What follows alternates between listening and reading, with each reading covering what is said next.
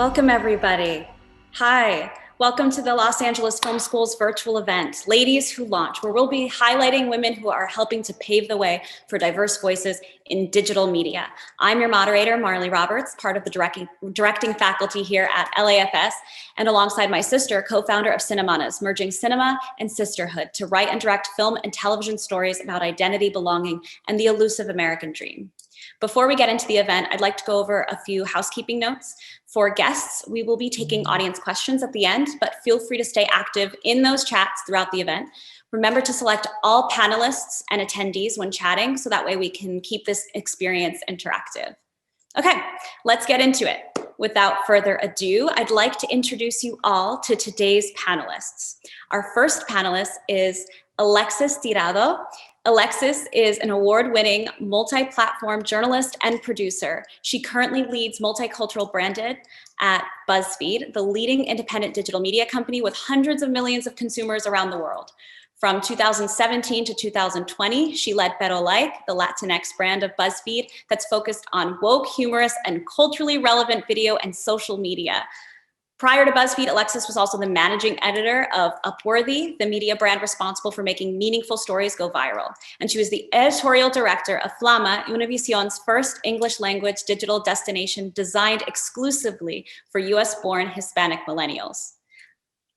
Welcome, Alexis. She was also selected out of over 8,500 candidates to become Alicia Keys' head blogger, and has also worked as a writer and editor for MTV, Martha Stewart, Latina, and Time Out New York. Welcome, Alexis. Yes, let's give her some love in the chat. Okay. Up next is Neca and Nora. Neca is the head of development and partnerships for FBE. In this role, she leads branded and premium content development and packaging for TV and platforms. Prior to joining FBE, she was the director of digital development and production at Reese Witherspoon's Hello Sunshine, where she oversaw the development and production of social video and branded content for partners including Lexus, PepsiCo, P&G, and KitchenAid. She previously established Authentic Entertainment's partnership division and served as VP of multi-platform and partnerships. And during her tenure at the Emmy Award-winning production company, she shepherded new series for linear and brand partners. Let's welcome Neca. Yes, give her that love in the chat. And lastly, Megan Thomas. Megan is an actress, producer, and on-air personality best recognized for the insanely popular YouTube entertainment news channel, All Def Digital. Since its inception, Megan has helped propel the multi-platform media company into new heights as it continues to gain strength and popularity through the cultural power of hip-hop, comedy, and social justice. With shows like The Drop, Great Taste, and Squadcast, Megan continues to represent as one of the primary female voices and producers for the channel that amassed millions of followers, as well as partnerships with brands like HBO, MTV, and Spotify. Because of her work, she was recently promoted to head of production. Also a new mom, Megan is the co-creator and co-host of the podcast, Mommy Needs a Break. Thank you all for being here with us. Yes, and that was a mouthful. I mean, you ladies have done a lot. So let's start this off with a little icebreaker. So we're gonna finish these sentences, okay. I create for my community, 1000%. Neca. I create for little girls with big dreams. Why should I remind you? Megan. I create for those who don't have a voice. Okay. Second one, I represent blank. Let's go the other way. Megan. I represent boss chicks. Yeah. Okay. Neca. I represent everyone with a story that has to be told. All right, Alexis. I represent all the people who were picked last in gym class, because that's who I am, especially all the people of color, my Latinos, my Asians, my Black friends, like just all those people, because it was very awkward. So for all the awkward people who are picked last in class for gym class, that's me. Yeah, relatable, for sure. So let's back up a little bit and learn more about you ladies before we hop into your rising careers. So how would you all describe what you do to someone who has never heard of BuzzFeed or AllDef or FBE? And like, tell us a little bit about your background and how you got into this. When people don't know BuzzFeed, I tell them it's an internet brand and we're like the voice of the internet. And then I'll mention Tasty or quizzes like, oh, I think I did a BuzzFeed quiz. I'm like, okay, so it's usually an older audience. And I led Federal Like, which is BuzzFeed's Latinx brand from 2017 to 2020. And we reached great heights. We've won awards. Now we have 6 million fans across all platforms.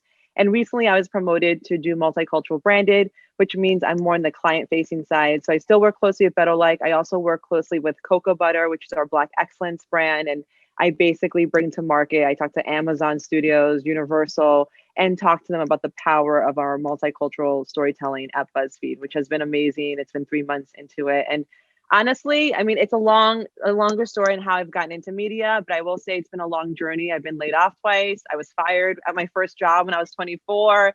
It's a lot of failure, but you just have to keep going and you have to just keep it moving. And, you have ups and downs. You've had some jobs that are so amazing and are such a dream job. You've had other jobs that are like kind of crazy and you're like, why am I here? I got to get out. But it's been a journey. Megan, could you give us a little bit about your background? I started off in finance. A lot of people are like, oh, you know what? I didn't even start off in this space. Okay. I thought people who were in entertainment were people who couldn't do anything else in life. And this is where they ended up.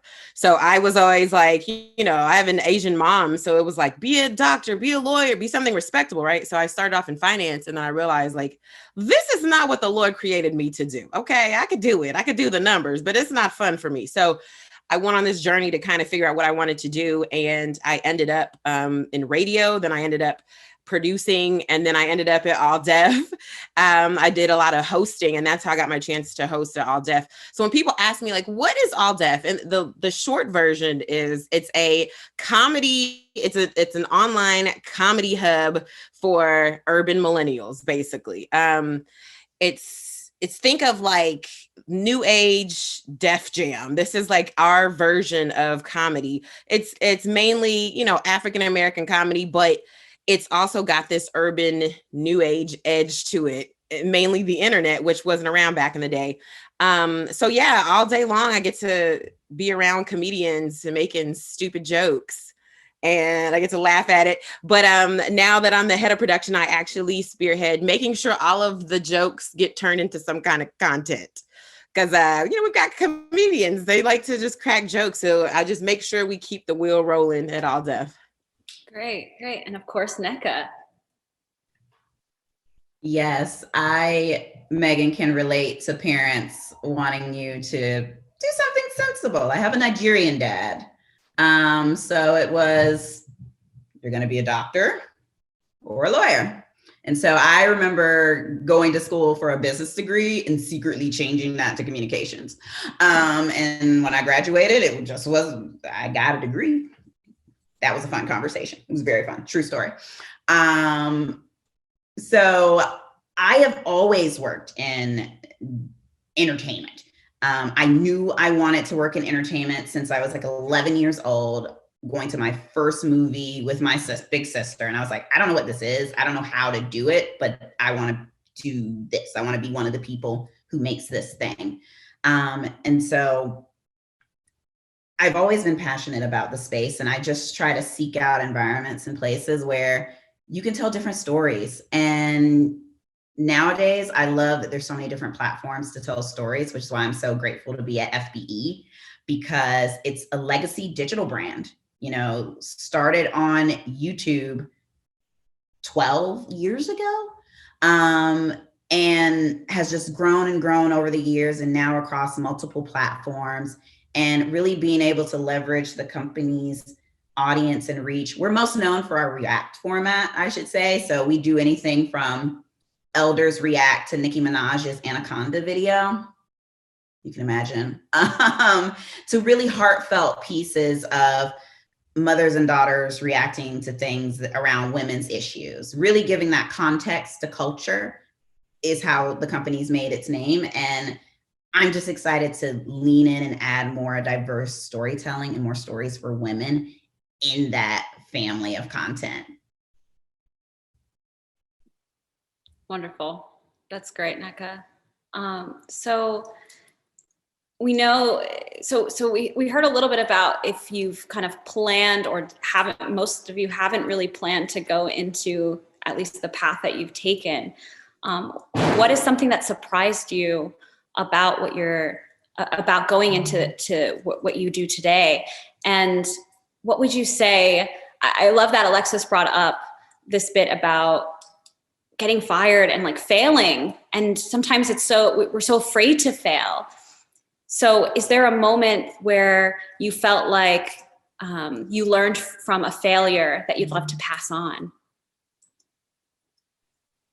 Well, I would say going into media, going into entertainment, film, TV, it's a lot like dating, at least dating for me. I'm married now, so that like a lot of rejections, a lot of like being the friend of the hot guy that I loved and he never loved me back. So I was kind of used to, kind of even joking about being picked last at gym class.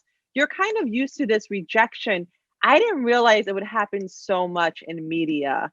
And that's something you just have to have thick skin. Like it's just, you're going to have 9 doors closed and then that 10th one opens and then that changes everything for you. So it's really hard. Like I have friends who are very sensitive and it's too much. Like they can't handle being in this industry because it's too, it's a lot of rejection. So one of the biggest things I learned was in my earlier part of the year of my career, I'd always be like, oh, I'm the extra value meal. I'll never get laid off. Cause I'm doing like 16 jobs at once. It's like, I was just like, I dare them to lay me off. And, everywhere I worked, there was always layoffs. And then 5 years ago, I got laid off for the first time and I was so offended. I was so insulted by it. And someone said to me, Alexis, you don't take it personal. It's business. And I was like, oh my God, you're right. And it wasn't personal. It was just, they had to make a business decision. It was at Univision. They basically cut the video department, the editorial department, like the writers, and just focused on video. This whole pivot to video that like we did in the industry 5 years ago. So if you get laid off, if you don't get a job, I've cried so many times over jobs, like wasted tears because another job presented itself to me. It was such a better fit for me. So it's a lot like dating, a lot of rejection, but then you will find the right fit. And I think that's the big thing. And if you get laid off or you don't get a job, like don't take it personal. It was not meant to be at that place. You'll find a better job. Trust. Yeah, I want to piggyback off of that. Definitely don't get discouraged. I think that's probably one of the biggest things that I've learned. When I first started my journey in Hollywood, I had, I think, 4 jobs for 4 years. I didn't sleep much. I was doing everything from, trying to build up my reel, doing red carpets for free. I was booking, producing, being the talent, being the editor for like a show. Like I did everything because I just wanted to make sure I had all of my skills intact. And all of that, it was hard to do because I did it all at the same time. And I was making shakes at your local LA Fitness. So you might have saw me making protein shakes for you. And then maybe you saw me seating you at Mastro's, or maybe you also saw me like on the red carpet interview. That is actually a true story. I actually had an actor meet me in all 3 places and was like, you're going to make it in life because you're going to always have a job. So I say all that to say, don't stop, because I was so discouraged for like 4 years. I was like, come on, I'm not that terrible. Okay. I see a lot of people working and I know I got something here. Right. But had I quit, I would have never made it to where I am now during those 4 discouraging years. I would have went back home to Kentucky where I'm from. Instead, I kept pushing and eventually something will shake. So I think that's the one thing, I just keep going, because something is going to come out of your hard work. You just gotta keep going, keep it moving. It'll happen. I would say that failure comes with the territory. And if anyone tells you otherwise, don't listen to them. They do not have good advice. You cannot trust them. They are untrustworthy. Failure happens to everyone. You are not untouchable. The people you look up to the most have had some of the greatest failures. And what I try to remind even my team at FBE is that there's a direct correlation between failure and growth. You aren't growing unless there's been some serious hiccups along the way. because failure can be your greatest teacher. People don't get to a certain level in their career without having failed a certain amount of times. And it stinks. Don't get me wrong. Nobody enjoys it. It is a horrible experience when you are in it. It is miserable. And you are crying and there's snot and it's just ugly and you don't want to be around anybody. But it comes with the territory. And every time you fail, you're getting closer and closer and closer to that big win. So don't give up. The only people who actually fail are the people who give up. They pack their bags and they give up. I want to commend all of you ladies for being so open and honest about it, because I think it's often taboo to talk about failure, right? We always have to feel like we're perfect, but that's not the case. And we're kind of breaking down those barriers right now, that failure is just a way to grow and move forward. I love that you said that. So thanks for being open about that. So how did you, what do you feel was the greatest contributor to getting your foot through the door? Was there a moment or was it a series of moments? Women. That's a good one. I've got a story to share here. I had just moved to LA with no car, no job, nowhere to sleep, no family, not a penny to my name, because my mom was like, girl, I didn't want you to do this. You're supposed to go to business school. You think you're slick. Have a good time. She was like, oh, she'll be back in 3 months. She'll be back. We're going to let her have this, get this our system. She's going to come back to Atlanta. Women took care of me when I got to LA. Women who didn't know me. I slept on sorority sisters' couches who I hadn't met, but like, I remember being in like San Fernando Valley and I had an interview at OWN in Beverly Hills. And I did not know how far away that was. And I had no car and I had no money. Literally an older woman, like who I had connected with through an internship the year before, got in her car in rush hour, drove all the way from the West Side, picked me up and got me to my interview in time. So looking out for each other, supporting each other, showing up when it really counts, like that is what saved me and what kept me here. Because individuals saw she's got the hustle, she's got the drive, but like anyone, she's new. She's early on in her career, and I hustled and I worked at temp jobs and some horrible experiences. Because you're new, you're fresh out of school in a lot of cases.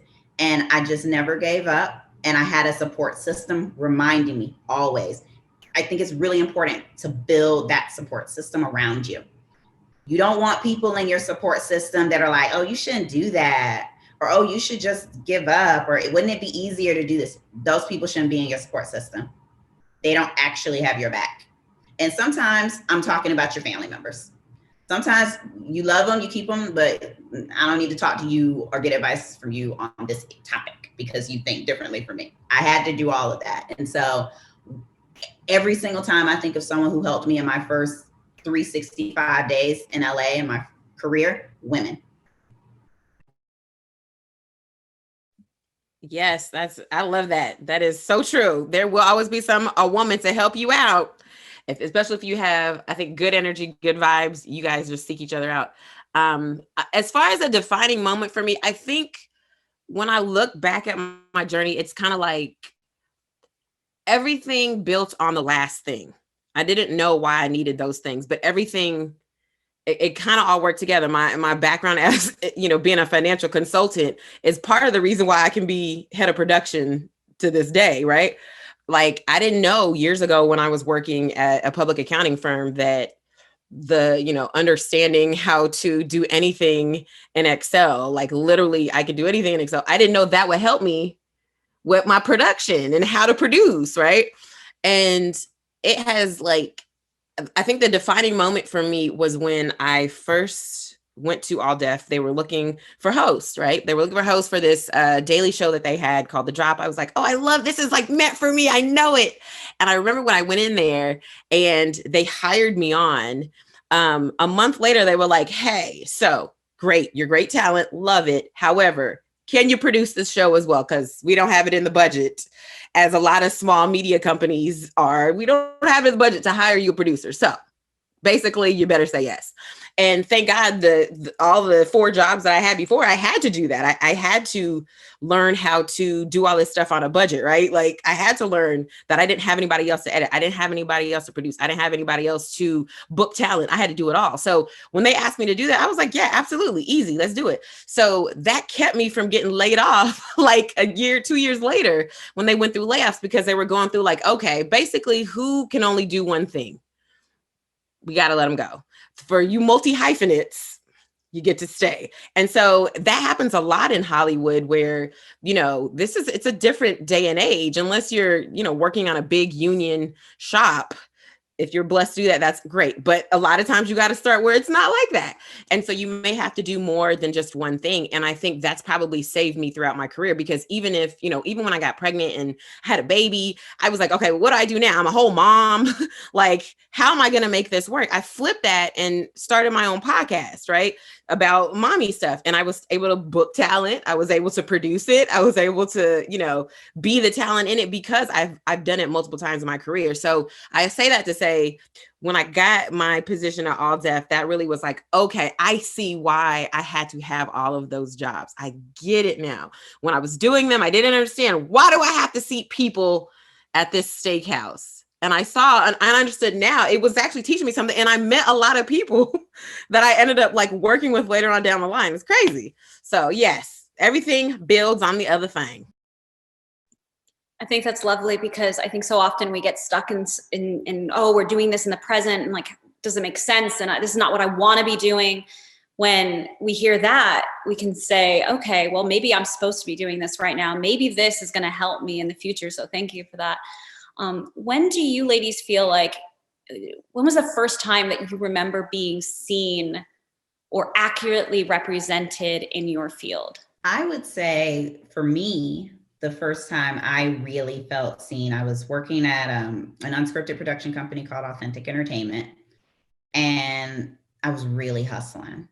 I was director of unscripted development, but I was also trying to convince the company that we could really go into digital and branded content. We got a lot of gear on the shelves. We got talented people. Like, we can work for these brand partners. And for the company, they were like, we don't do that. We do unscripted TV shows for Bravo and for TLC. Like, we don't, how do we do that?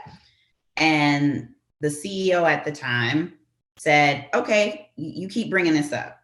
You can do it. You still have to do your regular job too. But if you can pull it off and do your regular job at the same time, I'll consider us like really making this a thing.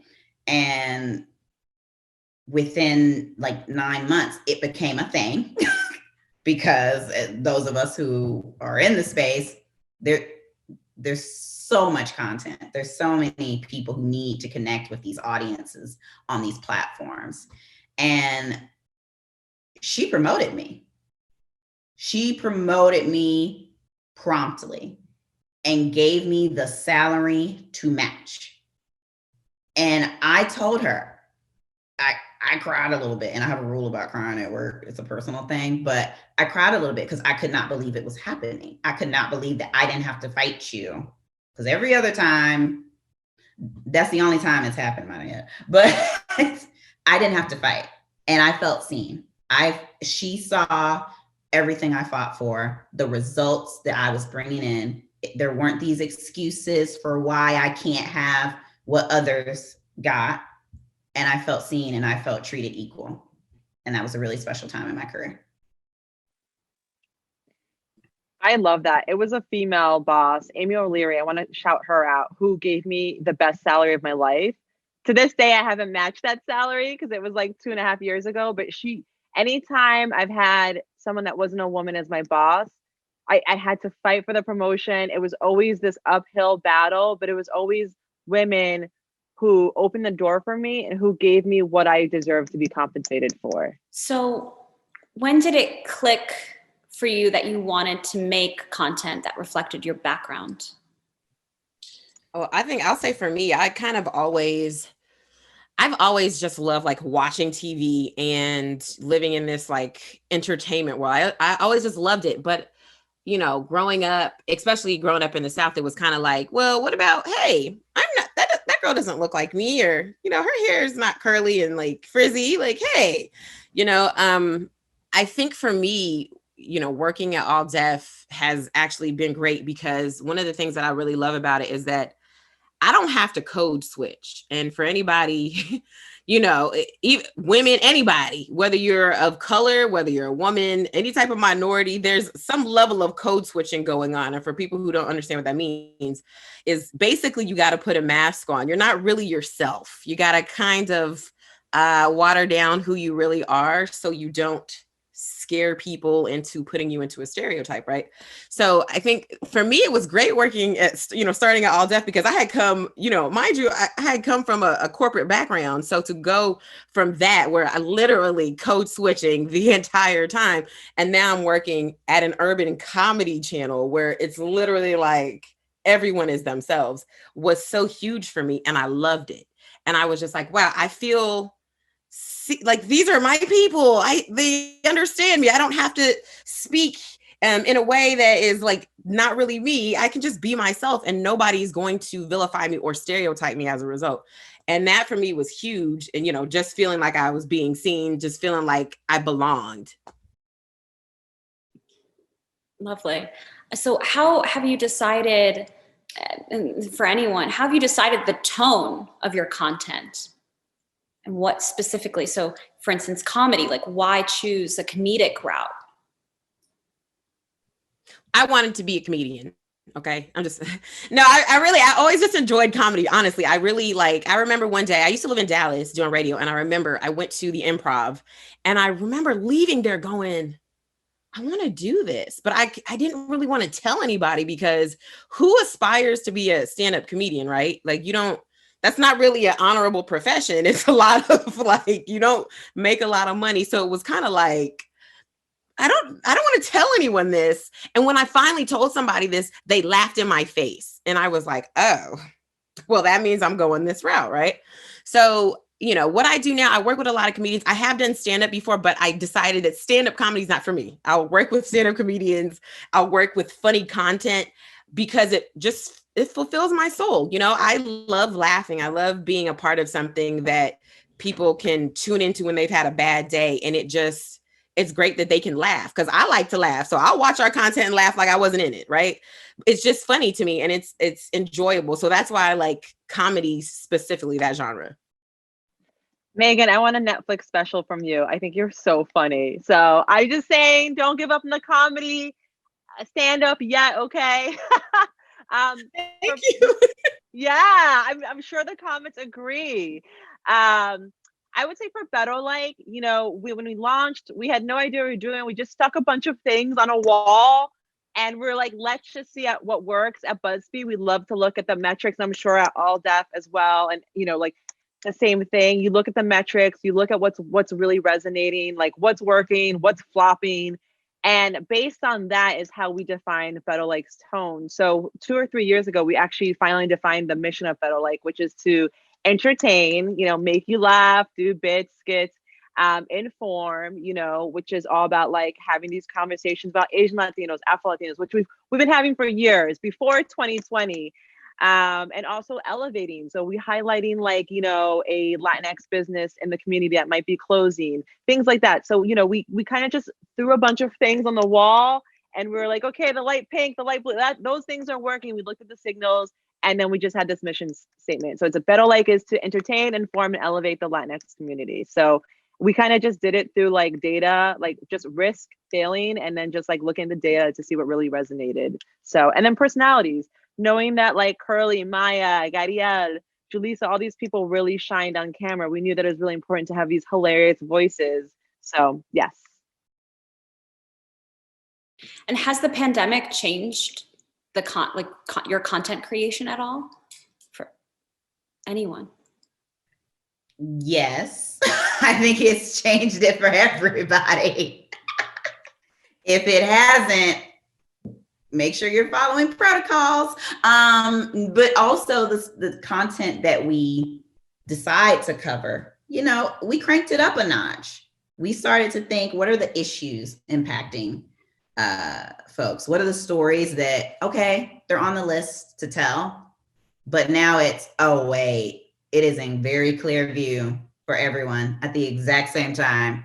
We really need to tell more stories about people of color. We really need to tell more stories about women. We really need to empower these communities more. We really need to accept our role, that we have all these touch points with millennials and Gen Z, and we can really help shape and shift a narrative with the content we create. So we're accountable for that.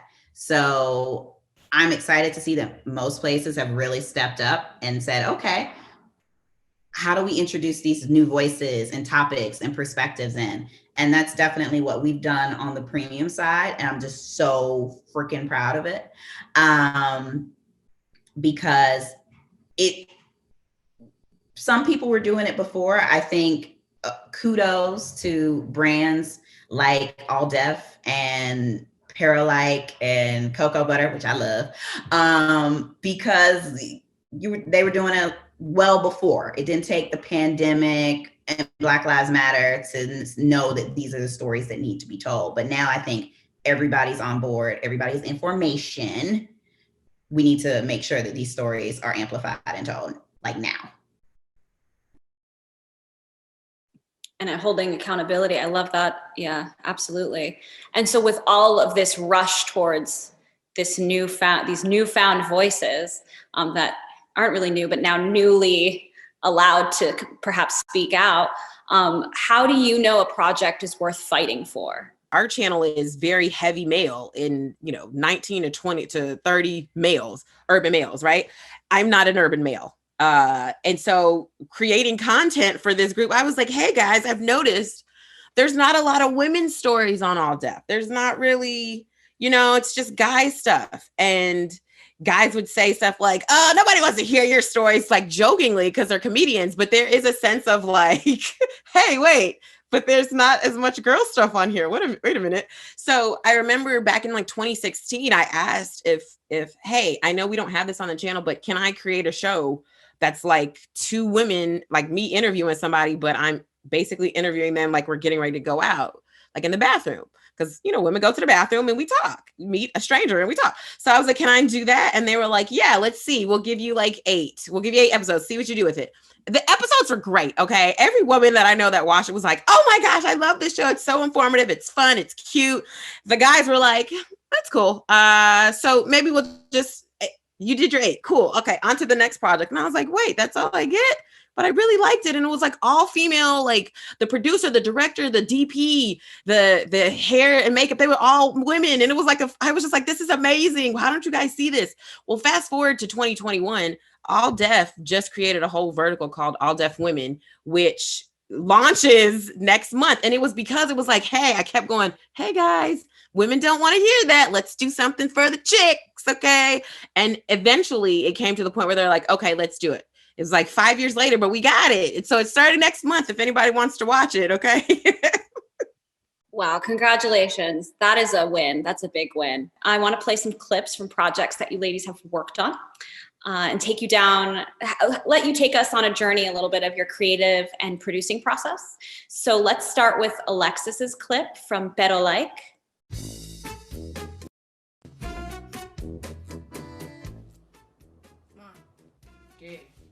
Me duele la cabeza. Búscala ahí. Tú sabes que yo pongo toda ahí, Andreina. Búscala ahí.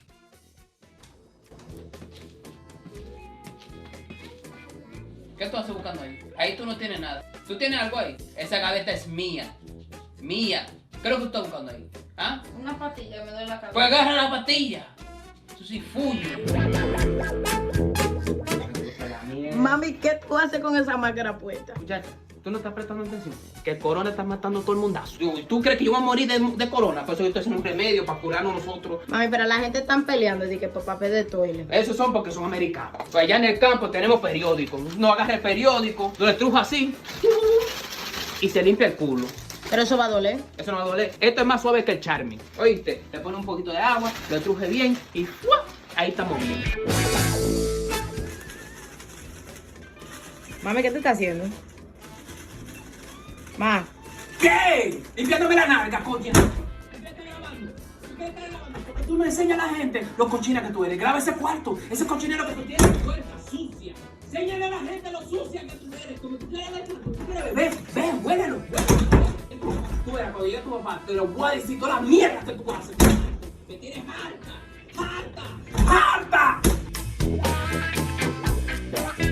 Ay, San Miguel. Me saca todo este corona, toda esta vaina mala, toda esta mala energía. ¡Ay! Muchacha, dame el trapo.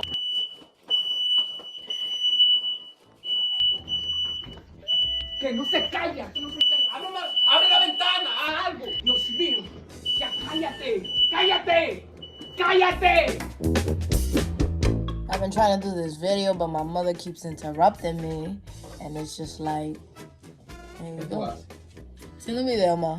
Haciendo un video. Sí. En vez de estar limpiando el cuarto. Mami, ya yo lo limpié. ¿Tú lo limpiaste? Ok, enséñame el reguero. Aquí encuentro el reguero. Oh my God. Ven, a ver. Ven. Ya Mami, tú pero puedes ¿quién ver. mueve cama? Yo muevo cama. Yo. Aquí va a venir cucaracha gracias a ti. Por mí no va a ser. Ah, por ti sí. Mami. Porque por mí no va a ser. Oh my gosh, that's hilarious. God. So relatable. With my Portuguese family, we always look at the Latinx stuff because it's so similar. So where did the inspiration come from, and what challenges did you have on that shoot? Well, oh my God. I mean, I was just looking at I have a 5-year journal, and I like a year ago today, BuzzFeed canceled all of our shoots. And I was like, what the hell are we going to do? Like, we all had to scramble, and it was so crazy to try to figure out what to do at the start of this pandemic. And, you know, we just had to figure out how to do things from home. So Gadiel was posting funny Instagram stories as a Dominican mom. And I was like, oh, let's post that on Instagram, do some skits and see if that works. And he did it with his sister. He was living with her. And we really wanted to hit on that aggravation of living with your savage mom. It doesn't matter if you're Latinx or Black or Asian, like people know that savage mom. And if you're stuck at home with her during the pandemic, it's an absolute nightmare, but it's also hilarious. So we really wanted to just hone in on that relatable experience. And also we just really wanted to make our audience laugh during these times of distress. It was it's still a scary time. And we really wanted to just bring them to laughter. So, you know, he put it on Instagram stories, and we posted it on Instagram. Then we noticed that it did really well on Instagram. So actually that YouTube video is just a string of quick little Instagram videos that performed well. And it did really well on YouTube. It got like over 500,000 views on YouTube, which is great. There wasn't really a lot of issues with filming at home. It was more just like doing it, making sure that it was funny. It wasn't insensitive. It was still, the humor was still relevant during this trying time. But really, it was just one of those like grimy things you just had to do at home. You grabbed the wig with the rollers, and you just kind of innovated from this really weird, dark place that we were all experiencing like a year ago. So. And whether it's this piece of content or another, do you ever feel scared that the audience, how they're going to receive it, if they're going to like it, or do you have confidence that they would like it? I mean, we just never know. I feel like the number one question I always get working at BuzzFeed is like, how do you know something's going viral? And you just don't. Like we did a video I produced with Bad Bunny 3 years ago that went really viral. It became a meme. It was him doing an interview with bunnies on his lap. It was for Easter. It was like 2018. It was all over Twitter. It's so cool. And then we just recently did an interview with him in the fall. But now he's like, I love him, but he's too big now that he's like J-Lo. He's only doing audio interviews. Like he's not doing on camera. Like y'all know what I'm talking about, right? So like, I was like, okay, like let's be innovative and do an animation with Bad Bunny. And like, we did this really cool animated thing with Ugly Primo, who's this really cool illustrator animation guy. And we were like, oh, it's Bad Bunny, baby. Like it's going to do so well. And it did it. So you hope that it does well. You have high hopes, but you also like have to, temper your expectations, because something like the, Dominican mom in quarantine, we thought it was so funny and great, but we didn't think it would go like hella viral. And something like Bad Bunny, we thought that was going to go hella viral, and it didn't. So it's like a give and take. And then when we're talking about like intersectional content, you know, at BuzzFeed, we have this group of people that review videos to make sure that they're tonally appropriate, that like we're not being insensitive. So that's really important too, that we make sure that we're being mindful and intersectional. We're not using any insensitive language or like we're using any false information or anything like that. But it's a give and take, you know? Doing it responsibly. That's great. That's great. Yeah. And as Neca said, holding accountability, which is great. All right. So up next, let's show Megan's clip from All Def. I'm gonna use tomorrow as my sick day for the month, but I'm really gonna sleep in and eat cereal all day. You know, my buddy works for Chocolate Crunch cereal, and I'm guessing we can actually get a brand deal if only we could get the marketing report by end of day. Oh, that ain't nothing but a word. I'll get that to you by EOD. Thank you. Yo, if she gets me free cereal, I'll be indebted to her for life. Cereal. This doesn't sound like anything regrettable. I hope he's happy. You know what I find real funny? Oh gosh, here she goes again. The next thing she says isn't gonna be funny at all. I got 5 on her. I'm getting so sick of y'all. You're getting on my nerves, and I'm about to get angry. Yep. You're right. But Megan is the smartest person here. How'd we make her this mad?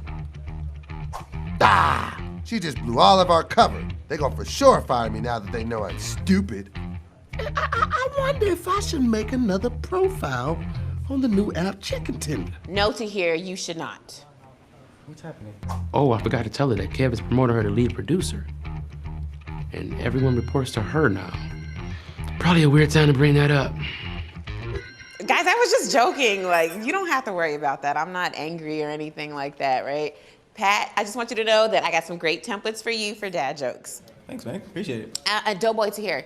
Don't even worry because my contacts over at News for Views got y'all on All Def News. Oh, we could use that. Hey, man. Why would you go that? I don't know why you. Yo, this is actually perfect timing. I meant to tell you this earlier, but Kev actually promoted you to head producer, so we're actually all answering to you now. Oh, hey.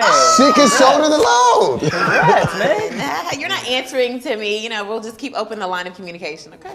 Sounds good. Hey! Yeah, let's get some months to celebrate, man. On me. Hey! Not you. Oh, okay. See, that's how you always do your boy. You feel me? What was that long pause when she was looking at us? Oh, that was strange. That's great.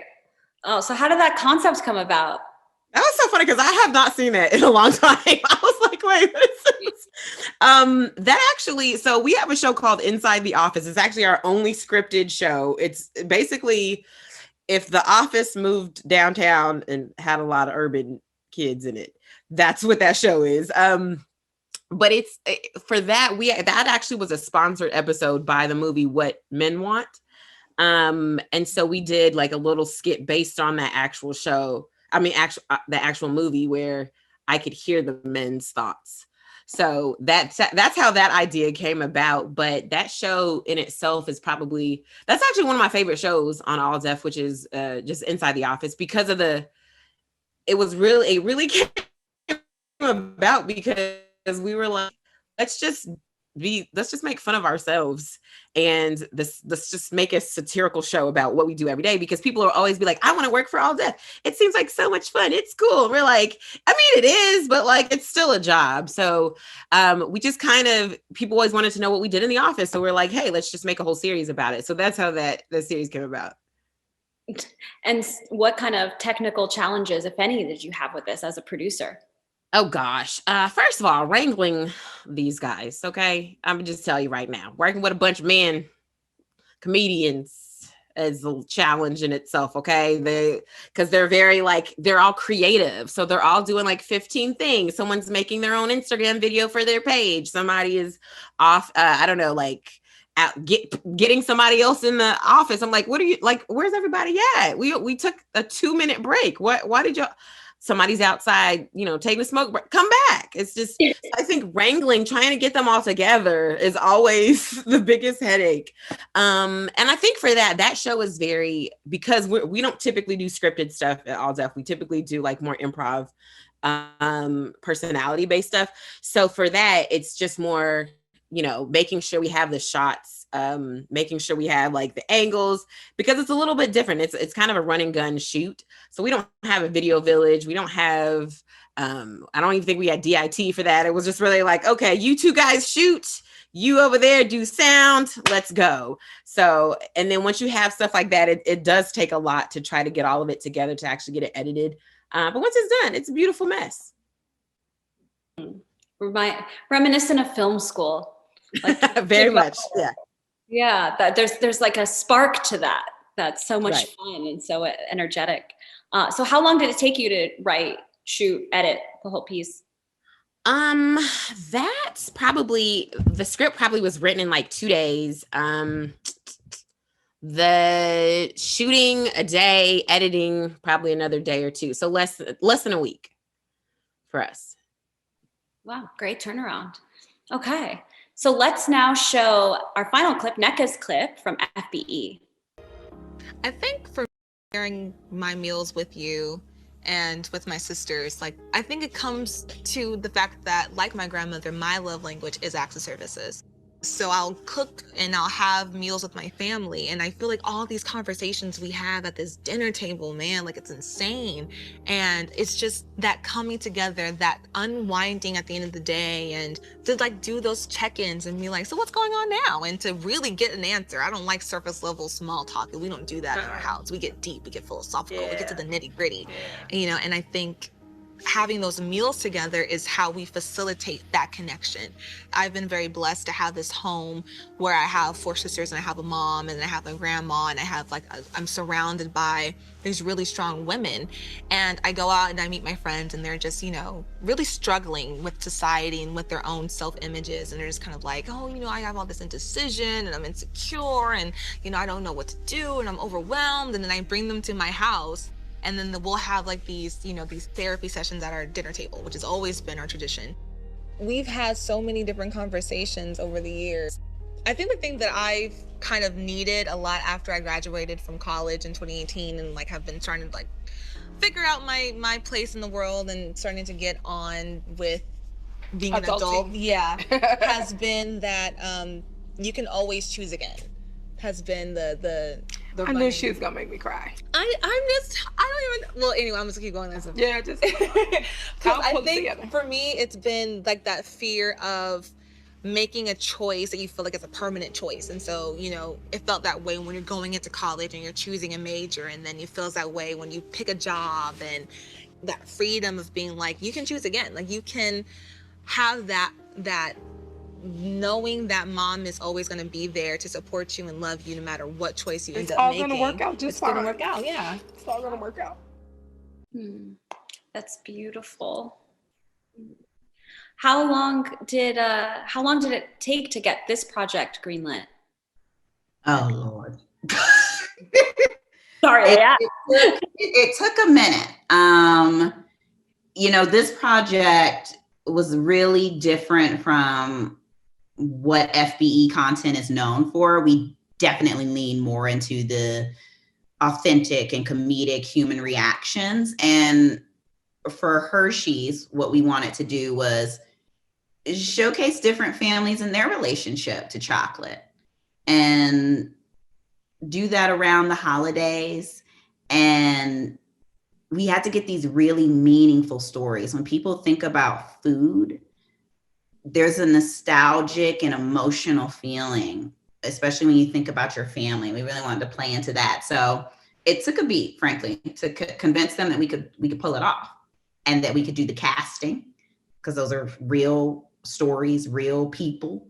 And that we could tell unique enough stories. That story was around red velvet cake, sort of the Southern mother-daughter dynamic, which is beautiful. And then we did another one around chicken mole, actually, with these 2 dads who are in a partnership, traditional Mexican families, but they came together to form this partnership, this very progressive relationship. And the way they stay connected to their roots is this mole recipe that they fused together with both of their moms. And it was just really beautiful to tell those stories and to connect it to chocolate, and to really show this very American brand, this mainstream American brand, and show, hey, there's something in this chocolate bar for all of us. It was really fun, but it took several months. Wow. Several months. Wow. And were there any logistical challenges working with the talent or working with a budget? And could you speak? Well, we shot it in the middle of a global pandemic. So that was fun. Lots of COVID testing and protocols and that. Let me tell you this, shooting in a global pandemic will blow your budget. It is not cheap, but you have to keep everyone safe. And we changed the creative. The creative was supposed to be the whole family. And we decided we need to minimize who's on set, even talent on screen, even because everyone's an adult, so they all aren't living in the same exact household. And then there's a quarantine period. So there were definitely logistical challenges. Our shoot day, because you have to do all these cleanings in between different things. So you actually don't have as many hours to shoot because you still got your crew there. They still got to wrap out when they got to go, whether you're cleaning something or not, even down to how our food and craft services worked. Everything was individually wrapped. There were no open bag of potato chips that everybody could dip their hand in. It was, I'm grateful that we did it because we wanted this to release in December around Christmas. It was a massive learning for the entire team. Yeah, there's the budget and then there's the COVID budget. We're in development for our next feature and we're doing the same thing and looking at the numbers, it's scary. It's just like, it's like, okay. And then there's the schedule and then there's the COVID schedule too, right? So speaking about money, let's talk about having a seat at the table. And we know a lot of students are content creators who want to get paid for their work coming out of school. For someone who's just starting out, how do they get paid? Any tips? Well, I would say if you're doing your own content, you have the tools to get paid from day one. Just put your stuff out there. For example, YouTube starts monetizing after 1,000 subscribers. You can get that in a month if you post something every day on YouTube. Okay, it's not that hard. Now, to get the type of money to maybe like sustain and support yourself may take a while, depending on how quickly you grow. But the more consistent you are with posting, the quicker that comes. And I think people just get lost and they get tired and they go, you know what, I'm tired. It's not going where I thought it would go. So then they just give up. Instead, if they had just kept posting every day, more people would see, the algorithm supports like a lot of posting. So keep posting because then more people will see what you're doing. And then, obviously you'll be able to monetize quicker. I think people are always waiting for somebody to give them the green light. But the beautiful thing about 2021, this day and age, you can green light yourself. Okay. Now you're gonna have to do a little more work because now you got to come up with the concept. You got to come up with the creative. You got to edit. You got to post it. You got to do all that. However, you can make it by yourself. You don't need us. You don't need any of our outlets. Actually, you could do it for yourself. So I think for that, if you want to make money, just start doing it. Just start now. Use your phone. Every phone has a camera. Well said. We have a few more questions and then we're going to open it up to the Q&A. So for anyone who's out there and you are itching to ask your questions, get those thoughts ruminating and throw them in the chat. So we all know, and we talked about the gender wage gap. So how do you fight for equal pay in this industry? One of the things I like to do is if there is a male counterpart that I'm friends with in the same role, I ask how much he makes to make sure that I'm in the same level. And, I think that's an important thing is to be transparent about your salary. I know people in BuzzFeed management and me as a manager, I was fine with it, but they get mad when people talk about their salaries. You need to be transparent. You need to make sure people are being paid equally. So I always ask my male counterparts how much they're getting paid. And so that transparency is really important. And then I also, when you work for a full-time job, people, I think, scramble when it's promotion time, like at the end of the year, they're like, oh, here's a big document of everything I've done. You have to start planning out the whole year in advance. So let's say in January, you meet with your manager and hopefully they're a good manager.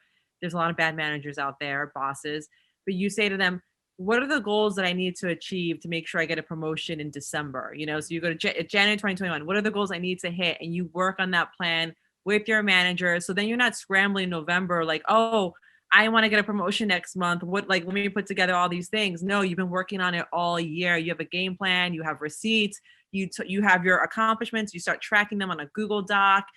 So I think like having those candid conversations up front with your manager about what you need to achieve to get a promotion and what the steps are, and thinking ahead, planning ahead. I just had a meeting with my boss today about my promotion, which should hopefully happen in July. We're already planning everything out. So thinking ahead is really important as well. And unfortunately, you just have to advocate for yourself, show receipts, show all the success, all the money you brought in through passive revenue from a YouTube video or a branded deal, whatever it is. You have to show receipts too. You know, it's hard, and sometimes you have to do a presentation. I've done that before. But most of these companies don't give you a promotion on a platter, unfortunately. So you have to be strategic, think ahead, ask around, ask for transparency, and get that money. That's a great idea, Alexis, because you're also getting it into their minds that you're going to be expecting that promotion because you're going to hit all those targets. So it's already kind of preemptively saying, hey, what can I do to be on track for that promotion? Because I'm going to get one, which is great.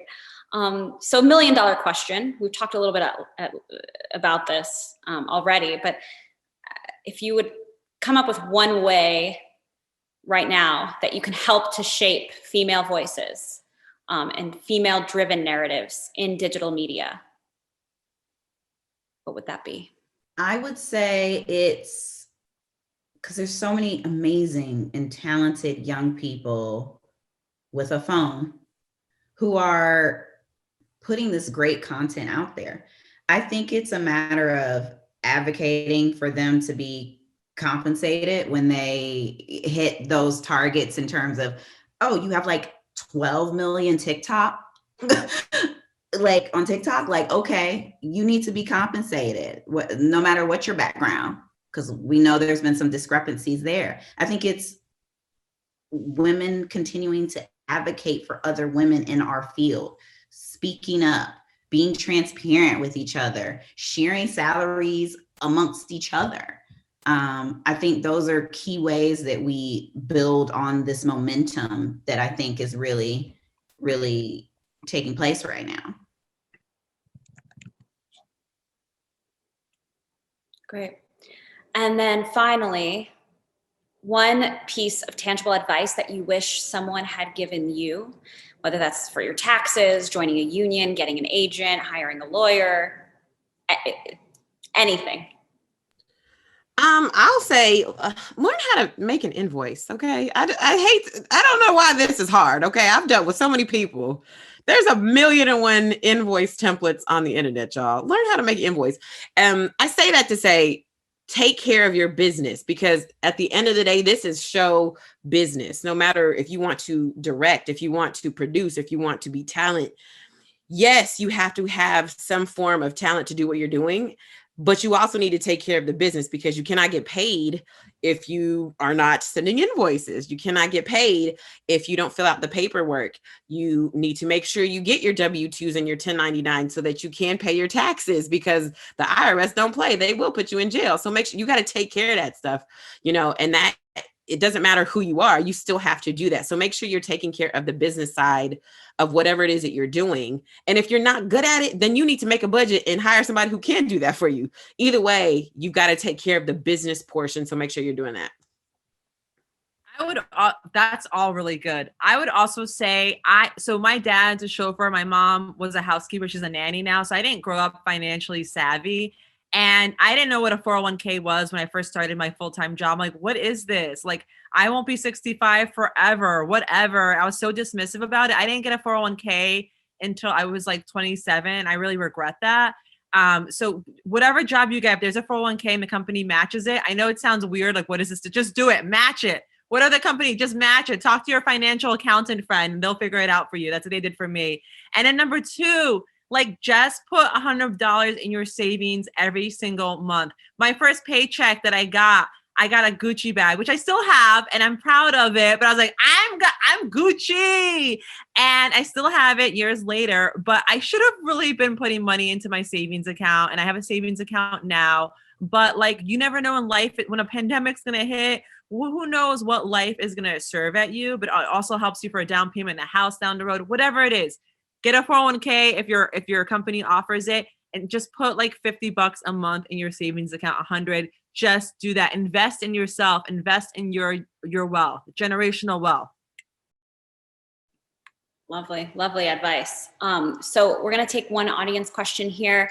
And I know you all have been so gracious with your time, so we're going to wrap this up. So from Elisa, she asks, what social media platforms are having a lot of traction right now? Are there any new ones that are helping their brand, business, and getting stories out? So your brand or business and getting stories out. I'll say, at least for us, TikTok is really, it's really easy to go viral on there. In comparison to the other social media platforms. So if you're looking to get your story out, I feel like that's probably the best way, because they are shorter form stories. And then I would say Instagram's probably second to that. For personal brands, Clubhouse has been really interesting. Of course, it's kind of chaotic too. 85% of the rooms are crazy. Like 15% of them are like really interesting, but it's been a really cool place. I've seen a lot of like different Black communities, Asian communities, Latinx communities, queer communities, just so many different people really mobilize on the site and have really important conversations. And it's really honestly easy to pick up followers there. I'm like on Clubhouse, like here and there. And like, it's just like within like if I'm in a room, I get like 20 followers. It's just really interesting. But I think if you're someone who maybe isn't like on camera, you love your voice, or you're like interested in podcasting or something, I think Clubhouse is a great place. If you're funny, like Megan is, like definitely Clubhouse. Like there's so many comedians there. I think even if you're inspiring, like Neca, like that's a great place. Like I think Clubhouse, and also I will say last thing about Clubhouse, Maya Watson, who was a Netflix executive, just left Netflix to go to Clubhouse. This woman worked for Oprah and Obama, so I know she is not playing when she decided to work at Clubhouse. So I'm team Clubhouse. It's kind of chaotic, yes, but there's a lot of gems there. No, I would have to agree from a personal perspective. Clubhouse, you should definitely check it out. It's a little cray-cray, but you can find some real gems there. And I would also agree with Megan that it's for sure TikTok. Like we're finding awesome talent on TikTok and then leveraging them across our other platforms, because they just pop and they resonate, and it's really a great space to find that breakout voice. Great. And so how are you staying fresh is the next question. How are you staying fresh with the type of content you produce, since it feels like every day there are new apps and sites and Clubhouse and a lot of content popping up? I think if you are true to your core, then it doesn't matter what new stuff is popping up. You'll always be relevant in some way, shape, or fashion. So, so to me, what I say to that answer is just keep living and keep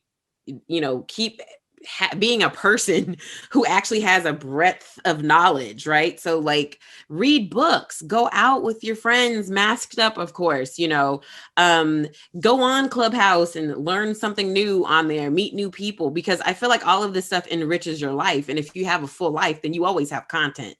You'll always have something new to talk about. So yeah, no matter what comes up, just keep living your life, something will come up through your daily experiences. I love that. +1 to everything you said, and own that you can't be the best in every platform. Like not everyone is the Kardashian family with 1 million people that work for them. So like for me, I love Clubhouse. I love Twitter. I'm more into a place with audio and words. Those are my strong suits. With BuzzFeed, BuzzFeed's a huge company. They have to be good at everything, but just think about your personal brand and where you want to spend your time on. You don't want to be on social media like 20 hours out of the day. Please don't. Like Megan said, read a book, go out masked up, live your life, but like also just own it. Okay, I'm great on Twitter. I'm great on Clubhouse. Let me just like hang out there. I'm okay on Instagram. Like Megan's amazing on Instagram, just like know your strong spots. So, and own it. And it's okay. You don't have to be perfect on every single platform. Fantastic. Fantastic. And so I want to end kind of how we started with fill in this blank. I am breaking the mold by Megan. I am breaking the mold by being myself. Because we're all unique. Neca. I am breaking the mold by owning and proclaiming all of my wins. Alexis. I am breaking the mold by not only storytelling for the community, but hiring them and bringing them up too.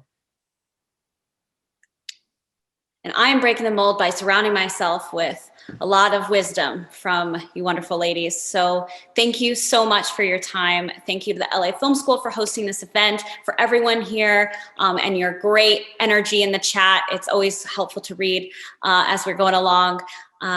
Give the ladies some love, and hopefully we'll see you at our next event. Take care. Bye, everyone.